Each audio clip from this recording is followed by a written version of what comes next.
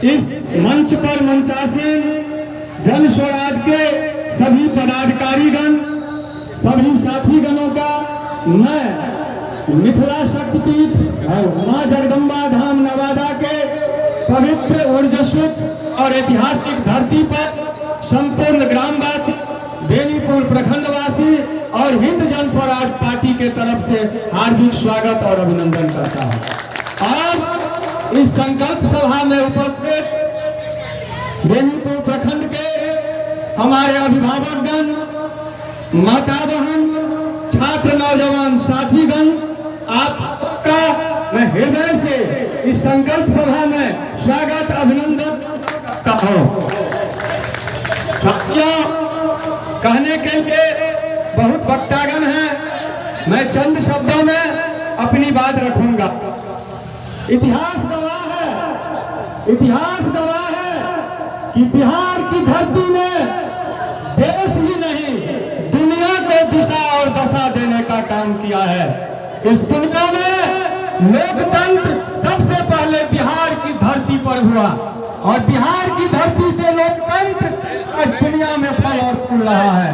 साथियों, संपूर्ण दुनिया को हमने लोकतंत्र, ज्ञान, विज्ञान, खगोल, न्याय, विभिन्न क्षेत्रों में एक बहुत बड़ी उपलब्धि दी है। हमारे बिहार में नालंदा विश्वविद्यालय, विक्रमशिला विश्वविद्यालय, जहां देश और दुनिया के छात्र विभिन्न विषयों का अध्ययन करने आते थे। बिहार जो करता था वो पूरे देश और दुनिया के लिए नजीर बनती थी। बिहार से लोकतंत्र चला, पूरे दुनिया में। आप जानते हैं, स्वतंत्रता संग्राम की शुरुआत राष्ट्रपिता महात्मा गांधी ने सबसे पहले बिहार के चंपारण की धरती से शुरू किया। एक मोहनदास बैरिस्टर को बिहार की धरती ने महात्मा गांधी बनाया। और जब बिहार की धरती से स्वतंत्रता आंदोलन, चंपारण सत्याग्रह शुरू हुआ तो ये पूरे देश में एक राष्ट्रीय जन आंदोलन बना। और उसी राष्ट्रीय जन आंदोलन की बदौलत हमारा भारत सदियों से फिरंगियों की गुलामी से मुक्त हुआ। आज हम दुनिया का सबसे बड़ा लोकतंत्र भारत है। जिस बिहार ने देश सहित दुनिया को दिशा और दशा दिया, मुझे आज दुख हो रहा है कि हम आज बिहार पिछड़ापन का पर्याय बन गया है दुनिया में। हम बिहारी अगर जग जाए तो पूरे दुनिया को बदल सकते हैं। आज बिहार से आप लोग रोज देख रहे हैं, ट्रेन रोजगार के लिए अन्य प्रांतों में पलायन हो रहा है। आज स्वतंत्रता के भी कई वर्ष बीत गए। आज राष्ट्र चंपारण सत्याग्रह, शताब्दी सत्याग्रह समारोह मना रहा है। क्या इस देश की स्वतंत्रता के लिए हमारे महापुरुषों ने जो बलिदान दिया, उनके सपना का जो भारत था, वो सपना का भारत बनाना किसके कंधों पर है? मैं एक स्वर्गीय राष्ट्रपिता महात्मा गांधी का एक कविता सुनाता हूँ। गांधी जी का था यह सपना, निर्मल ग्राम स्वराज का रचना। ना कोई अगरा, ना कोई पिछड़ा, ना ऊंच नीच, ना जात का झगड़ा, सबको हिस्सा एक समान, सुंदर भारत का सुंदर ग्राम। साथियों, बिहार बढ़ेगा, भारत बढ़ेगा। और बिहार तब तक नहीं बढ़ेगा जब तक बिहार के गांव आत्मनिर्भर नहीं बनेंगे, विकसित नहीं बनेंगे।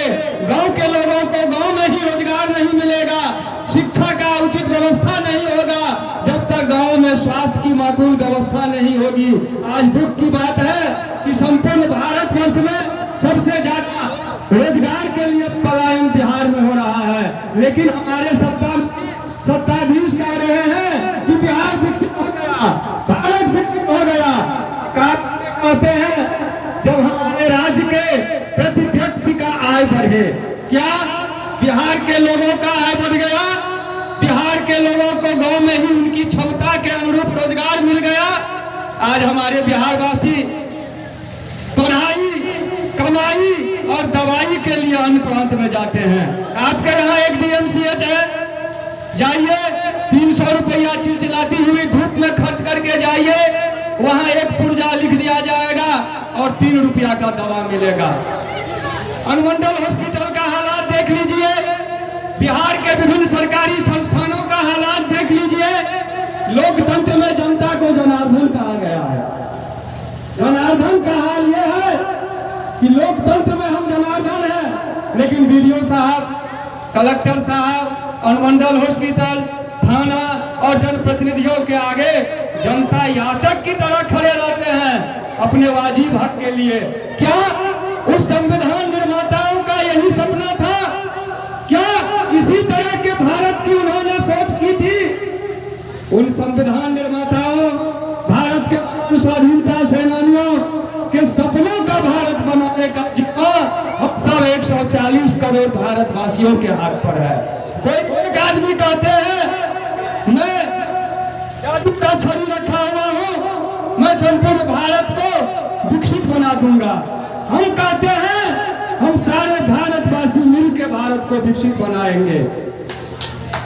बिहार से ही स्वतंत्रता सेनानियों के सपनों का भारत बनाने का अभियान शुरू हो चुका है और बिहार में जो जो थाना है वो पूरे देश और दुनिया के लिए नजीर बना।